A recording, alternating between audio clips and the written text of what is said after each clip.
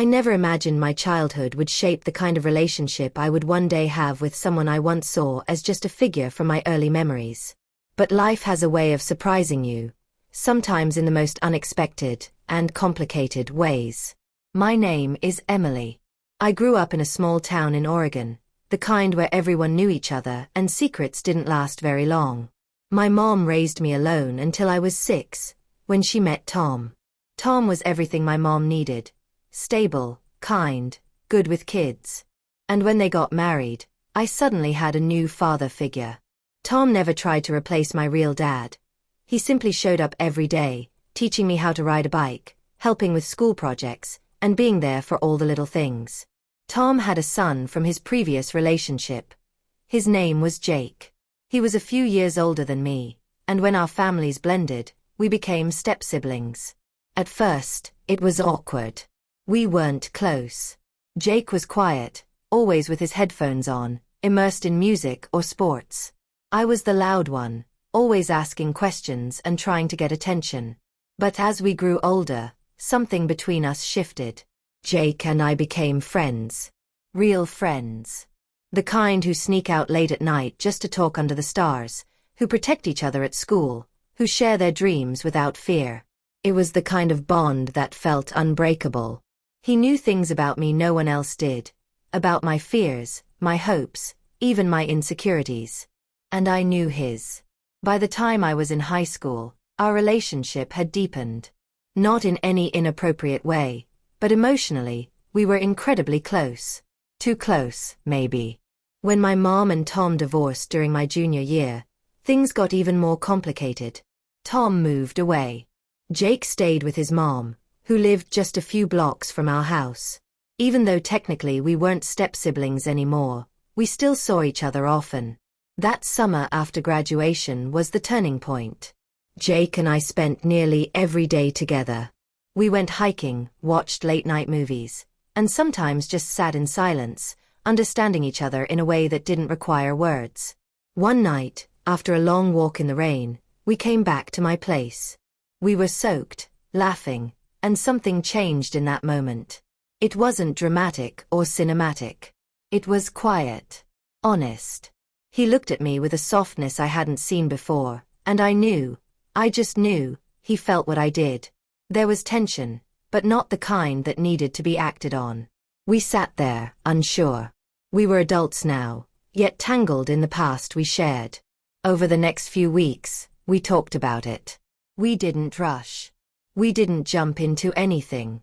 We just let ourselves feel, without judgment. Our friendship turned into something else, something deeper. We started dating quietly. Not because we were ashamed, but because it was delicate. Our history made it hard to explain to others. Our parents didn't know at first. When they found out, it wasn't easy. My mom was confused. She felt betrayed in a way, but also torn, because she loved Jake like a son once. Tom was surprised, but oddly supportive. He said, "As long as you're both happy and good to each other, that's what matters." Jake and I faced judgment from people who didn't understand. Some whispered. Some outright criticized. But others saw what we had and supported us. It wasn't a fairy tale, but it was real. College added distance between us, but it also made us stronger. We worked through the challenges. We called every day, visited on weekends, and kept each other grounded. Our relationship was built on a foundation of trust and time, on shared pain, laughter, and growing up together. I remember one particular weekend when Jake surprised me with a visit. It had been a rough week, midterms, assignments, and general burnout. He showed up with my favorite iced coffee and a book I had mentioned just once in passing. We sat on the quad, surrounded by students hustling past, and he listened to me vent about everything. That's when I realized, he always listened, truly listened, and that made all the difference. Our connection wasn't just romantic. It was about mutual respect and years of emotional intimacy. Even when we argued, which of course we did, we never lost sight of what brought us together. We were each other's history. And that kind of connection doesn't break easily. After graduation, we decided to move in together. It wasn't a fairy tale setup. More like two people learning how to share space, responsibilities, and bills.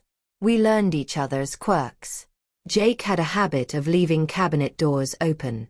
I couldn't sleep unless the room was pitch black. But instead of letting these things drive a wedge between us, we laughed. We compromised. We grew.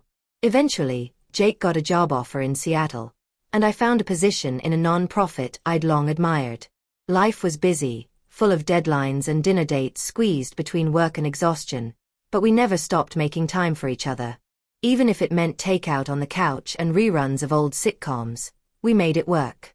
Years later, Jake proposed. Not in some flashy way, but in a quiet place where we used to sit as teenagers under the stars. I said yes. Because through everything, he had been there. He had seen me at my worst and still chosen to stay. We got married in a small ceremony surrounded by close friends and family. It was simple, heartfelt, and full of the kind of love that doesn't need big gestures to be real. Now, as I tell this story, I know some might not understand. But love doesn't always come in the expected form. Sometimes it grows slowly, rooted in friendship and watered by time. Ours did. We didn't choose to become part of the same family. But we chose each other when it mattered. And that choice, that bond, means everything. Sometimes, when I think back to the early days, sneaking out to talk under the stars, staying up late watching scary movies, whispering secrets in the dark, I realize that the foundation of what we have today was built during those innocent moments. Moments that felt small at the time, but shaped who we became. Jake and I now live in a cozy home outside the city.